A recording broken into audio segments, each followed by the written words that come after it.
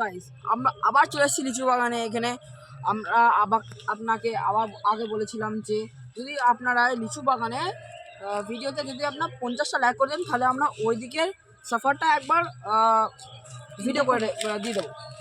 তো আমার thank you বলবো যে আপনারা যে 50 লাইক পূরণ করে দিলেন।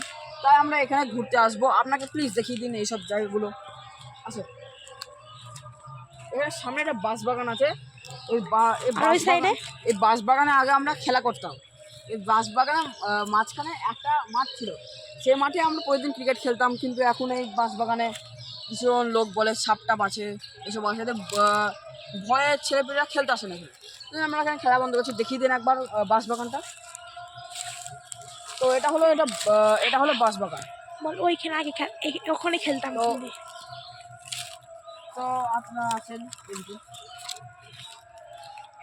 অনেক বলো, ওই যে বাগানটা দেখতে পাচ্ছি ওর ভিতর আগে খেলতাম আমরা, এখন খেলি। দেখেন গাইজ, যে এখানে একটা ভুল করেছে। এখানে আমরা বন্ধুরা সব মিলে আগে বসে থাকতাম, কিন্তু আমরা এখন বসতে পারি না, কারণ এখানে ভুল টুল হয়ে গেছে।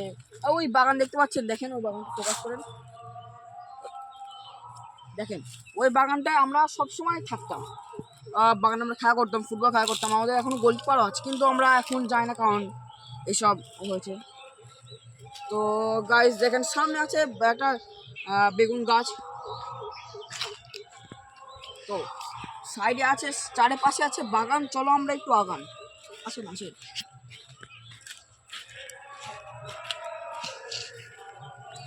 দেখেন কত সুন্দর সুন্দর গাছ আছে এখানে।